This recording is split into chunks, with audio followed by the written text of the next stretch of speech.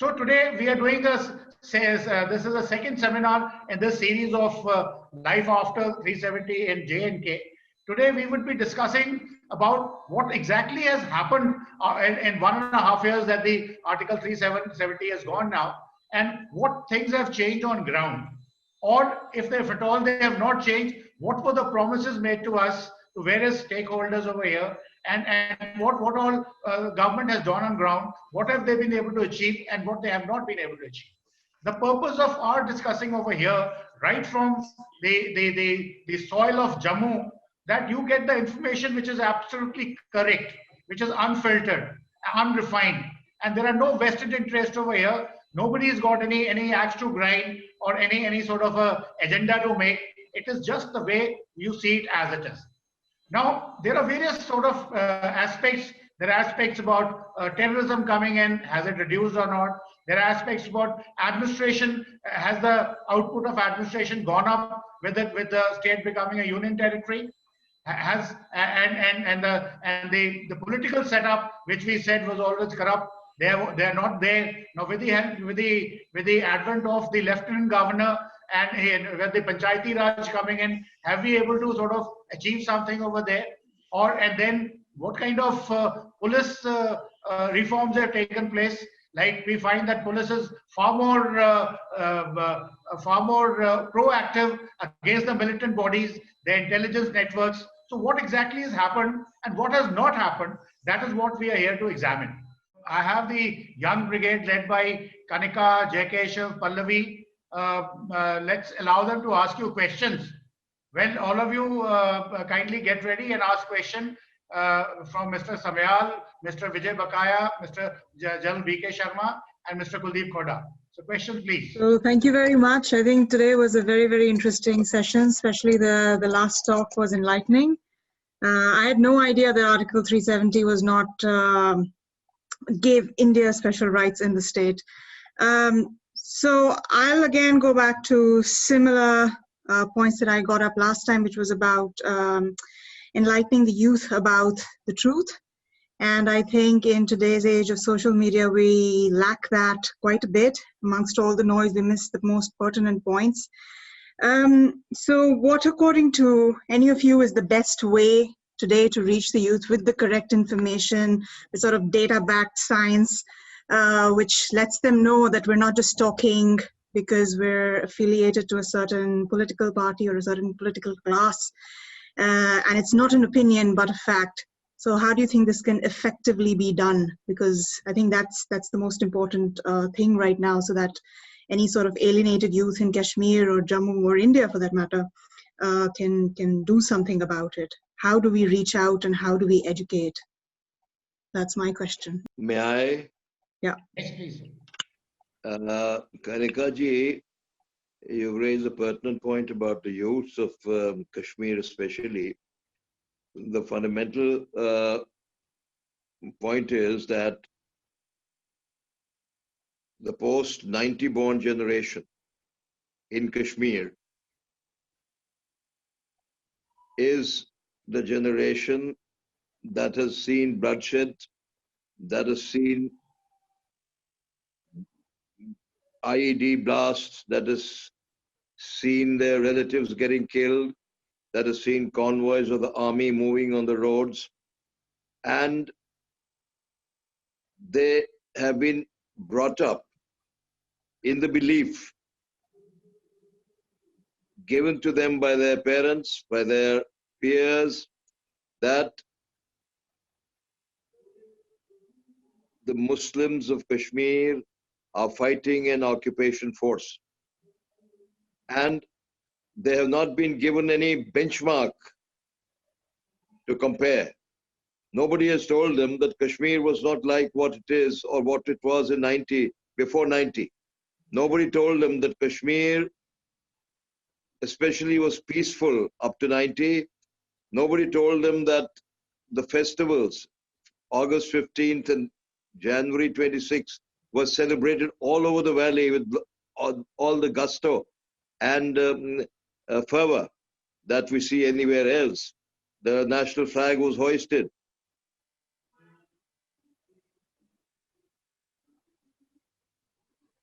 participating. So this generation has become toxic. This has become anti-India because they feel that the army is what is supposed to be imposing the government of India on the people. You can see the youngsters today are carrying plastic guns, and from their house doors on the highway, they point those guns at army convoys. And they do not relate to the Indian flag. They do not relate to the national anthem because they believe that these are symbols of another country. Now, this is what has happened to a generation in the last 30 years, and this generation is the challenge. How do we detoxify them? How do we reach out to them? Reaching out alone is not the remedy. Probably something else, more integrated. How do we deal with their psyche? How do we deal with the anger that has built up over the years because of what they have seen happening after 90? And how do we tell them that India is not such a bad country? You see, even when the youngsters from Kashmir go out to the rest of the country into colleges, they live in their hostels, there also, unfortunately, they don't respect the national flag or the national anthem. When it's played or when the flag is hoisted, they don't get up. And that agitates the others. And there's a scuffle. And then this gives them another reason to say that the Indian population does not like the Kashmiri Muslim. So we have to be a very proactive and a responsive administration and provide a healing touch. Tell these youngsters that the government of India is not an occupation force. But how do you get this out of their mind?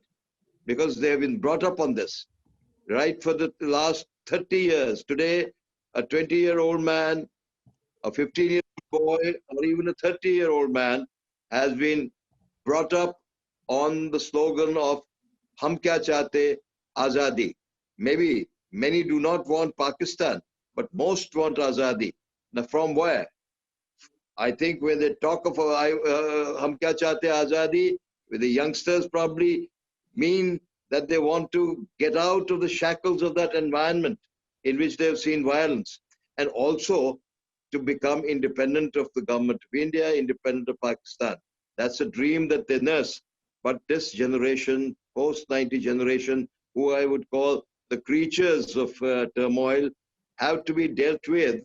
And that is the big challenge. It is from this generation that Burhan Wanis and other big militants have come. And I think sociologists, psychologists, political scientists, all together have to apply their mind, because the pre-90 generation, those who are in the 60s or 70s, they are reconciled to the fact that things have changed, things will change, and that they are not so angry as this generation. How do we deal with them? That is the challenge. Thank you very much, sir. Kanika, are you satisfied or any counter questions? Before I ask Manu Khajuria, who is running Voice of Dogras in UK and London, or Jay Keshav, or Professor Suresh Chandra, sir? Any questions from your side, sir? Hello.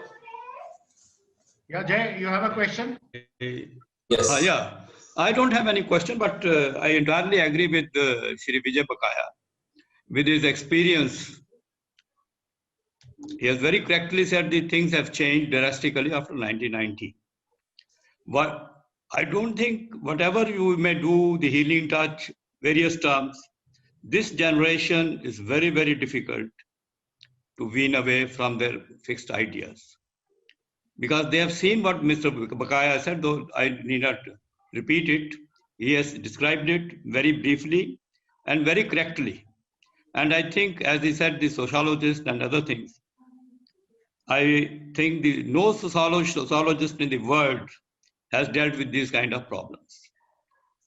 Actually, we have to think of certain solutions which are out of box, which I think I don't want to waste the time of the learned audience. I've already in the chat box given that the only thing is abrogate, not 370 was no solution, abrogate the Treaty of Amritsar 1846. Kashmiris always said that the Amritsar Treaty they hate. So let us, whatever which can be done, the Jammu and Kashmir, the two states were brought under one kingdom by Maharaja Gulab Singh. Let these two states separate. And the problem of Kashmiri youth perhaps will be to some extent will be mitigated because now they will have their own fiefdom to do whatever they want to do. Of course, the government of India or India will be there. They cannot wish away. And slowly they will come to realize that the bullet is no solution. And the talks, what are the talks going to be? No government worth its name is going to meet the secession demand. Plebiscite is of course out of question. So unless the population of Kashmir Valley comes to the reality, there cannot be any solution. They don't want to go to Pakistan, I know. Thank you very much. So can if I can just ask quickly, so there has been no case so far in the history of humanity on this planet where something like this has happened and people have risen back? I mean, one thinks of one example that is often cited is the British Empire and how India rose against. This is what Kashmiri friends of mine always cite, that this is what you did with, this is what Nehru, or Pakistani friends of mine cite, that this is what you did with Nehru, and then they got up and they got independence, and that's the narrative. So has there been no instance in world politics where the youth have not been happy? And has it always led down to a toppling of governments and a disintegration of the earlier order and ushering in the new one? Because I think that's what the youth feeds on.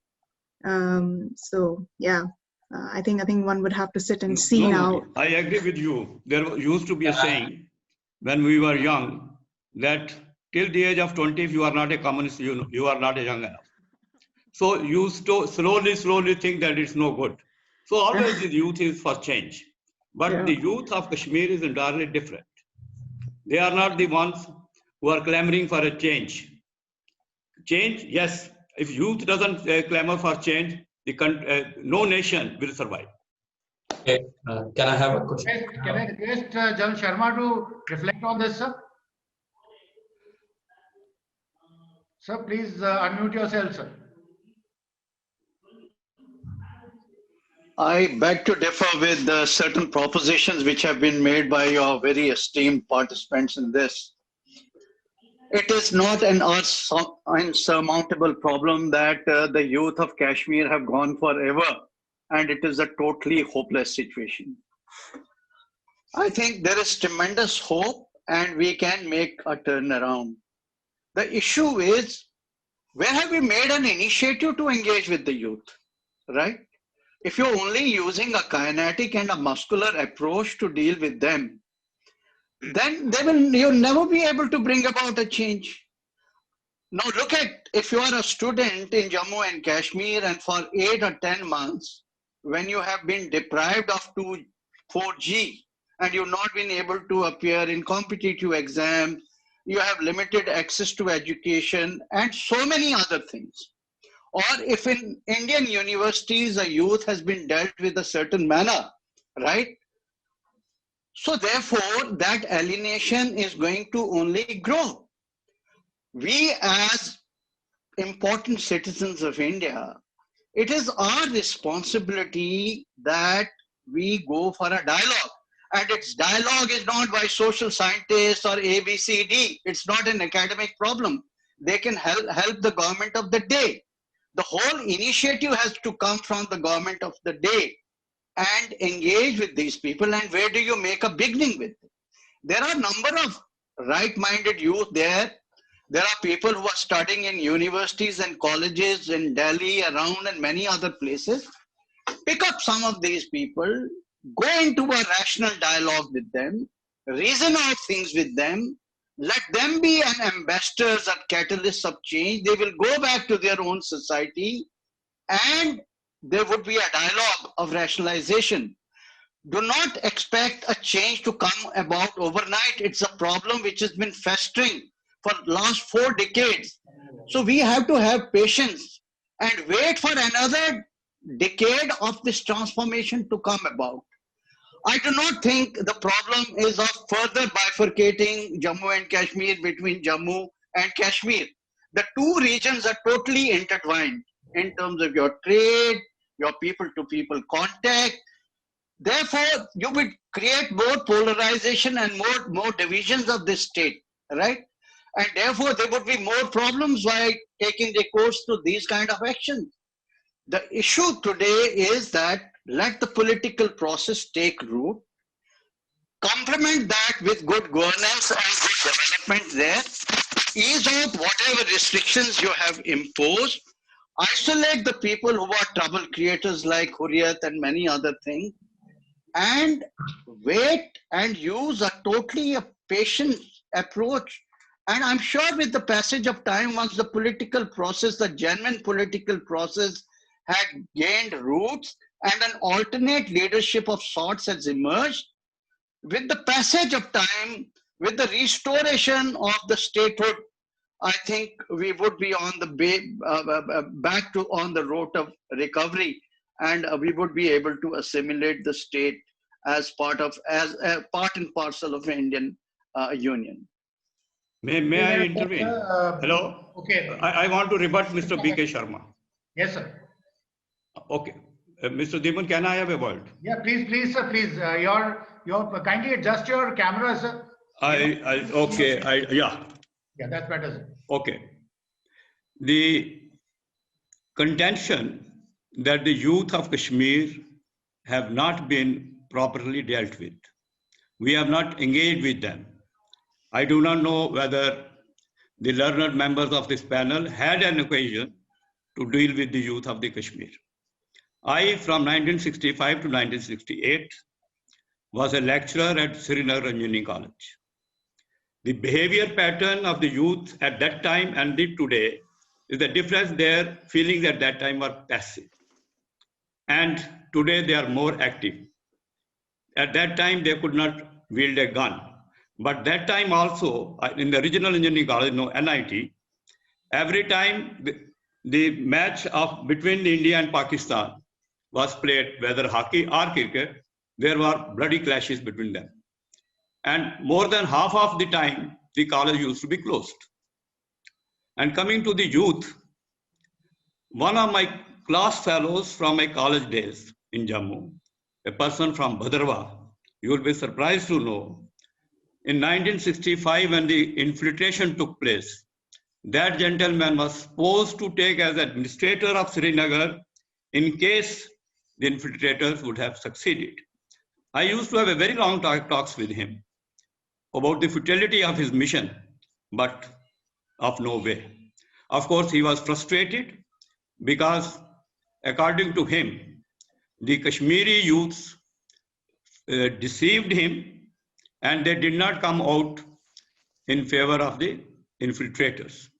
And of course, he was so frustrated, I need not go into the details what happened, and he left Kashmir and went to UK. And from secondary sources, I knew that he perhaps was employed by the High Commission of Pakistan in UK. Oh, just Vijay. Yes, sir. Can I comment? I need to come in. Please, sir, please, all yours. Please. Yeah. I belong to Jammu and Kashmir, and I have lost 4 of my blood relations in Bhadrawa and Kishtwar area to terrorist bullets. My home, my land, my people still live there, and I visit every year. Now, we have to first accept, I'm not, and I have fought in militancy in Poonch, Rajouri, so I know both sides of the fence. And I'm not a person who's just from some armchair kind of a tactician. I've been brought up in the midst of Kashmiri spirit, and I have seen militancy, and we have paid with blood. The point is, if you accept that India is part and parcel of Indian Union, as Kashmir is part and parcel of Indian Union, then we cannot permit Kashmir to fritter away from India. You cannot permit this degeneration to further deepen and look at it as a totally hopeless situation. We have to make initiative. You have to reach out.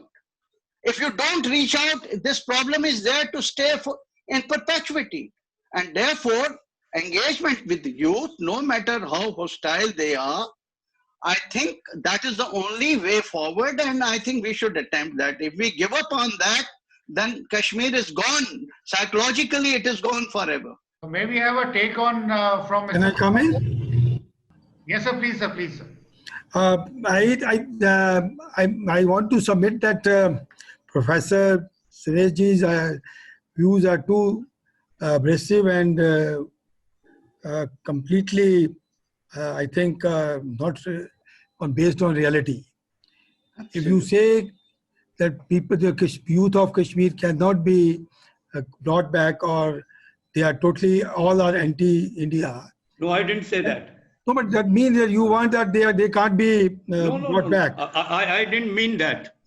I said that the radical element. No. When we are discussing, yes, right from the beginning, after Sheikh Abdullah's arrest in 1953, Baqaya Sahib and Khuda Sahib will bear me out, there has been anti-India sentiments all through.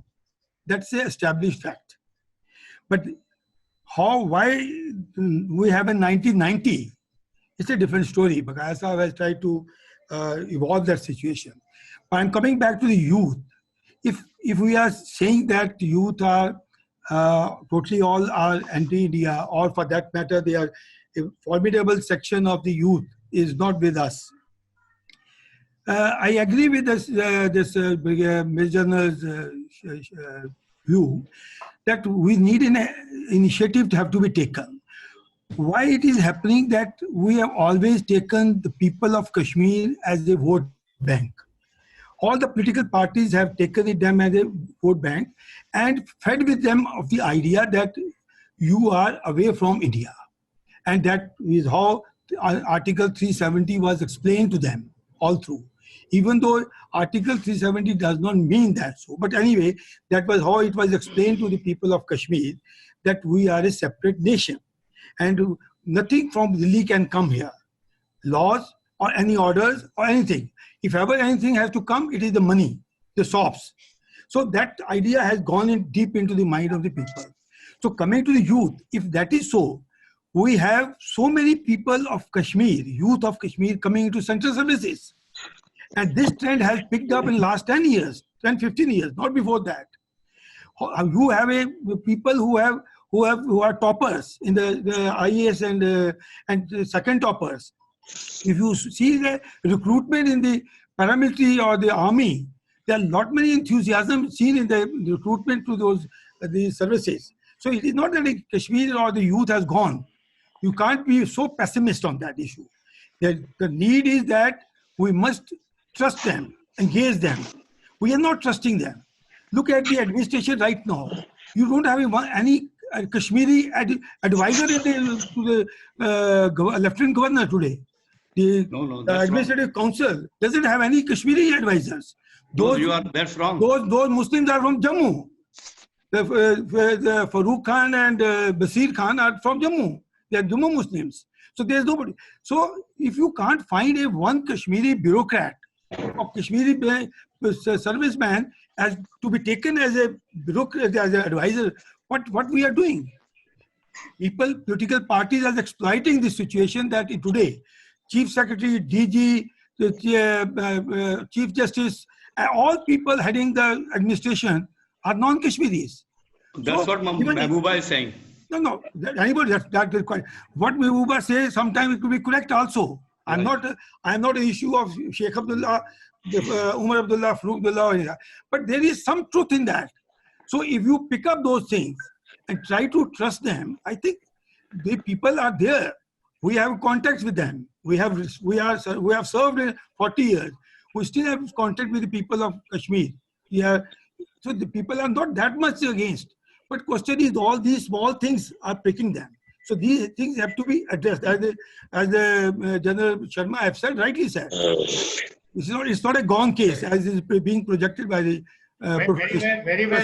Can I add, Brigadier Saab? Brigadier Saab, can I add a few lines? Yeah, sir, please. Please, Mr. Khoda, sir. Just adding to what Mr. Jindyal has mentioned, we have to work on it. We don't have to give it up, whatever the situation is.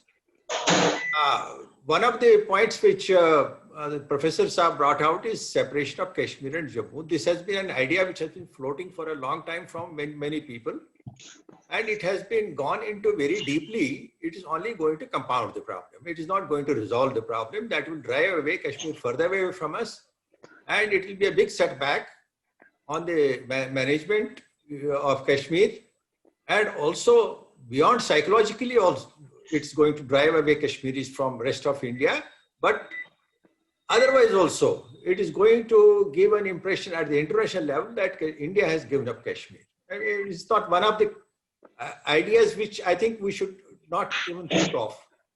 The other point which Mr. Jindyal has brought out, I'd like to carry it further, that we need to work on it, and a few issues which emerged early in the militancy, that's winning hearts and minds of Kashmiris. I mean, that's of course in the present context and present situation, and the youth, as Mr. Bakaya brought out, they have grown up in a very hostile atmosphere. They have seen guns and forces only all over and killings.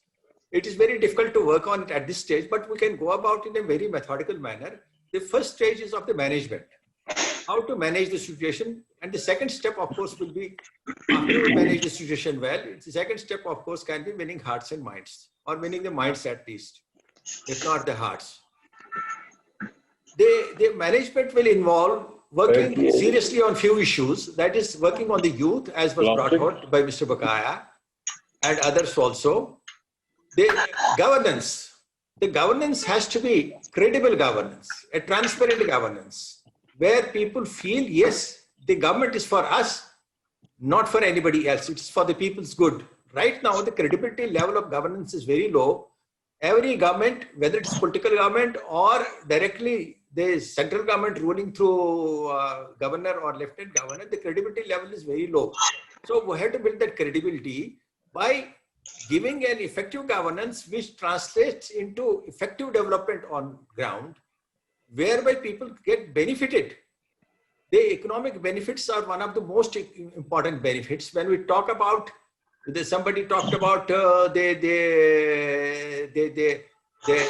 Article 370 might probably tempt others from outside the state to come and settle down the state. It is not that easy. If that was the case, then states like Maharashtra, Tamil Nadu, Kerala would have been all flooded by people from UP, and the character of demography of those places would have changed, because there was nothing like Article 370 in those states right from 1947. The economic interest, the language and culture, these are the three prime factors which drive any population to move from one place to another place. It's not just for the sake of holding a piece of land somewhere in Jammu or Kashmir that people will come and settle here. That's not going to happen. Demography is not going to change. If any demographic change was there, that was in 1990, that we all know how it happened. It was under fear of gun. It was not because of any other thing. But that apart, we need to working on people, working on youth, employment, how to generate private sector, which I mentioned in the initial phase, how to develop vested interest among the youth in rest of the country. The vested interest will be when they feel, mentally at least, that we are much better off with India than being independent or with Pakistan. Once that feeling sinks in clearly and without any doubt, I think we have won half the battle. Then we can follow it up.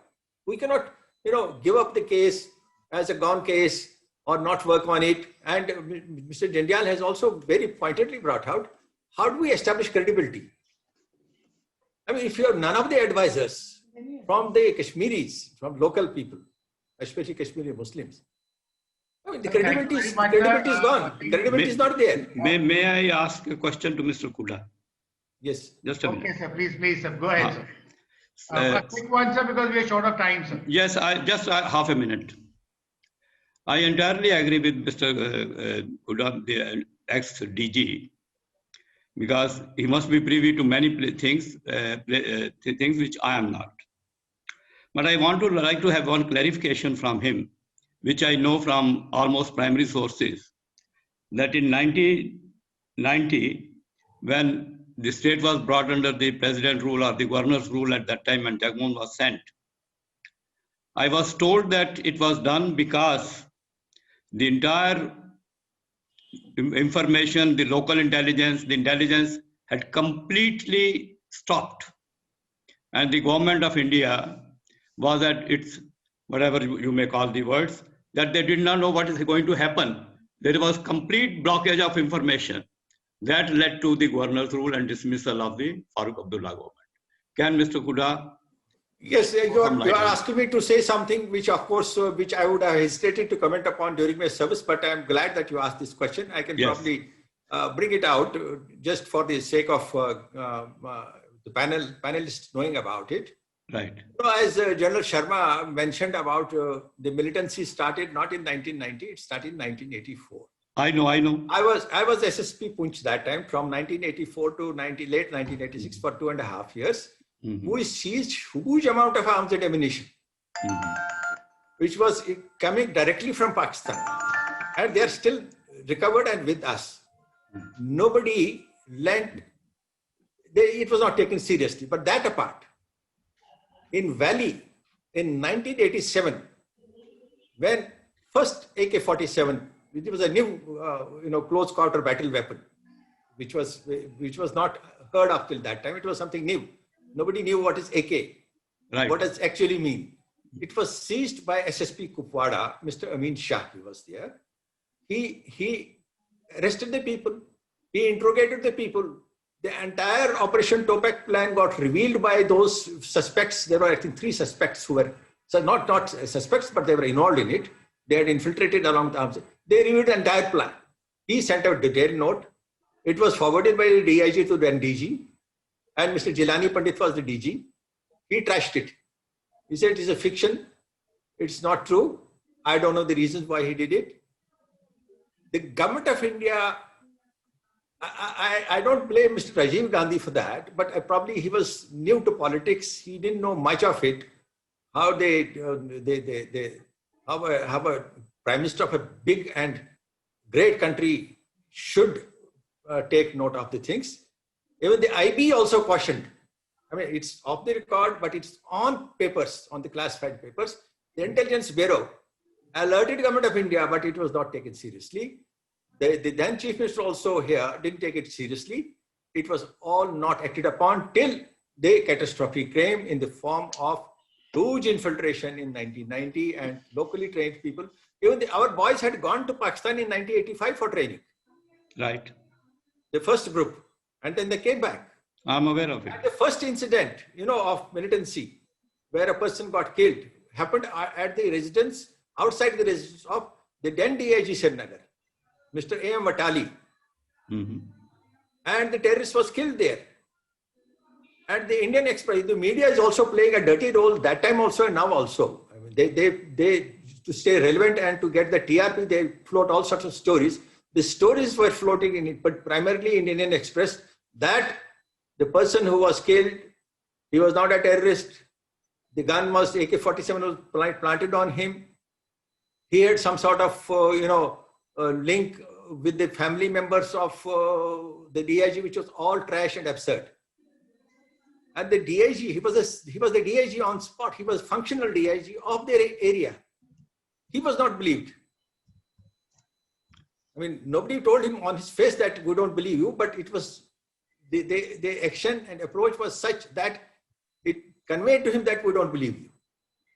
Thank you very much. I think you've given us an insight into the whole thing. But just for the paucity of time, I'm sorry I have to interrupt in between. Now, before I request General B.K. Sharma, the Director of the USA of India, to give the concluding remarks for today's seminar, may I request Manu Khajuria, who's watching us from UK, and she runs a organization called Voice of Dogras in a very, very active manner.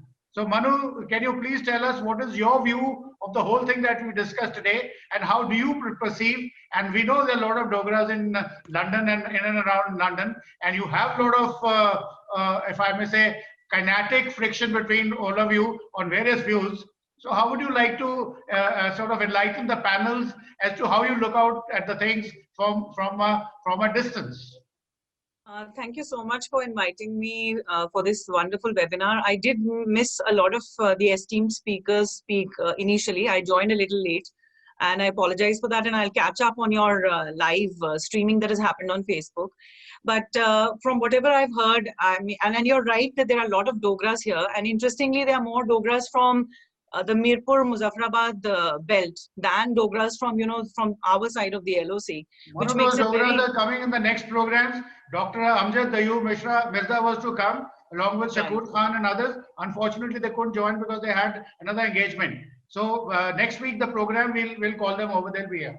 Yes, I just mentioned them because it makes the interaction even more interesting here in London, because you meet these Mirpuri Dogras and who are extremely proud of their Dogra ancestry and their martial traditions. So it just adds to our learning process, and that engagement is wonderful. But having said that, and as you rightly pointed out, that we started in a platform or an organization, or I would say it's just a way to engage with a lot of Jammu youth, because we hear a lot about the Kashmiri youth, but we are not speaking so much of the Jammu youth. You know, if we draw parallels, it almost becomes like जो बदमाश बच्चा है या जो थोड़ा परेशान है बच्चा, उसको ज्यादा ध्यान देते हैं, and then we don't pay attention to the Jammu youth, and which because of our engagement, and our engagement has been more on an intellectual level than just cultural, we have realized that there is a growing angst and frustration. I mean, I felt that as somebody from Jammu, so I'm seeing it more and more amongst the youth now. And I'm not going to take much time, but I would like to refer to an article which came out today in the Daily Excelsior by Lieutenant General Bhupinder Singh.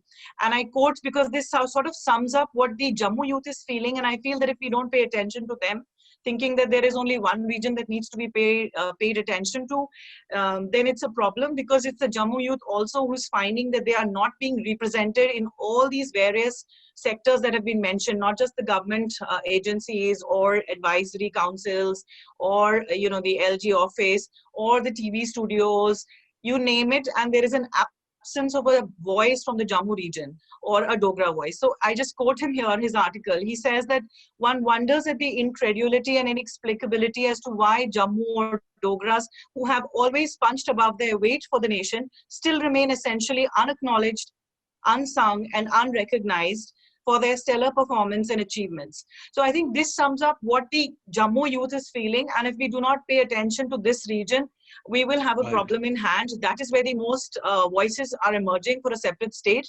Because of course, I agree with General B.K. Sharma ji that there has to be some time given. So much has to be undone. So it will need time. But there is this growing sense of urgency that we will not be getting our due recognition, our due place and due attention till we are joined with Kashmir, because that will always be favored over this region, which is less problematic, more nationalistic.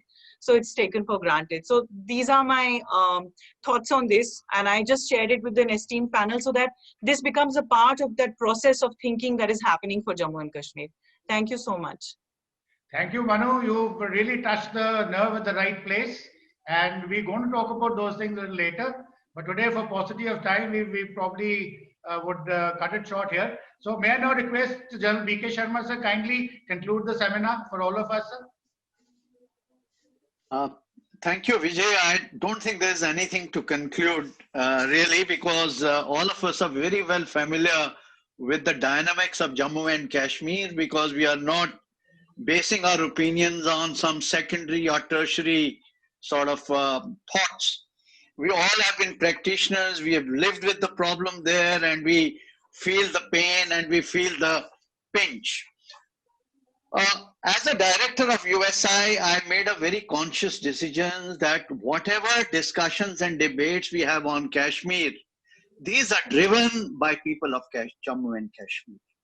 And I'm very happy you've taken this initiative, that you're also getting onto this platform, not people from Lutyens Delhi or people outside Kashmir who have a very academic, probably a blinkers approach to the issues which are there. So I'm very happy, and I feel that though we may differ in certain perspectives, but our intent is same, and we want to bring peace and tranquility to our state, which is very, very beautiful. And therefore, I think I will also make it an attempt that I have now another webinar which is coming up, where I'm getting some people even from across the line of control who are very much stakeholders into this whole thing. So I would therefore urge for a very frank, free, and very candid intra-state dialogue. Let there be a dialogue in which we have even the Kashmiri voices today. Today we do not have anybody in this webinar from Jammu and from Kashmir Valley. Even if probably they would have a lot of venom and anger, but let those people be as part and parcel of that dialogue. Otherwise, this whole process will remain incomplete, let me tell you, if you don't listen to those voices. So let them also come in. More what Manu has said, and I've been listening to her and watching, there is a requirement for an intra-Jammu dialogue itself. You cannot divide Jammu into, the Dogra belt per se of Udhampur, Jammu, Kathua, Samba. There is a dissent and there is a kind of a concern which is in the outlier areas of Punjab, Chenab region and other things. And I had raised this issue with Dr. Karan Singh, and he totally agreed with me that today we need to allay some of the concerns of people of Poonch, Rajouri, Doda, Bhadarwa, Banihal, who are part and parcel of this. So let there be a comprehensive intra-Jammu dialogue itself, so that we do not get fragmented further into Rajwadas and districts and tehsils and on ethnic lines and clan-based this thing, because that would further cause more damage to the whole notion and idea of this beautiful state of Jammu and Kashmir. And I think you and I and many other esteemed panelists here, we have a moral responsibility to bring this entire dialogue and discourse in the public domain and reach out to our people so that they are also privy to these debates. And I think we would succeed in our efforts. That's all I have to say. And I just Very much, sir. I'm grateful to what you said. Jakesh, you want to say something? good evening to everyone, and just adding to Mr. B.K. Sharma sir. So very good evening. I've read in the small question. Just want to ask you. I've read in the newspaper that the government has allowed general public to buy land in J&K. That said, I mean, who wouldn't love to buy a house in Jammu and Kashmir? Now, once people start to settle in J&K, can this be a game changer in terms of bringing confidence and comfort to the Kashmiri youths who are in a way disturbed? And that, they feel that, yes, they are an integral part of India and that all fellow Indians are their brothers and sisters. Or will they be hostile to their incoming colleagues? That's something I'm just wondering. Because the strength of our country lies in our secular approach, which reflects in our inhabitants who are from diverse culture. So once, people start to move in, there will be an automatic dialogue. That's what I feel. So can this be a game changer? No, I totally agree with Mr. Khodda. I think he's a very wise person. People don't migrate just like that, They don't migrate just like that, that you just have a land of peace there. It is more of a politicization and political grandstanding. Who will go and buy land in Kashmir today? Tell me. People of Kashmir are moving out from there. We are not able to take care of 800 Kashmiri Pandits who are living in the valley. We have not been able to send back Kashmiri Pandits back to their home and earth. So it's more of a thing. Yes, earlier there were certain reservations in terms of making legitimate use of that land, whether it is by army, whether you had to create certain sheds for Amarnath Yatra, you wanted to set up industry. There were reservations. Now those reservations will not be there. Wherever this non-agriculture land is there, and if we want to utilize that land for the development of those people, it would be much easier for Government of India to acquire that land and put it to a good use, for the good of the locals and for the good of the country as a whole. Unless there is peace, there is prosperity, people will not like to go and buy land mindlessly and settle down. I think this is more of a political gimmick, and I don't think it is going to work in this particular manner. The game changer is, as the panelists have brought about, good governance, sustainable development, and social justice. Thank you very much, sir. You've summed it very well. The game changer is sustainable development, good governance, and social justice.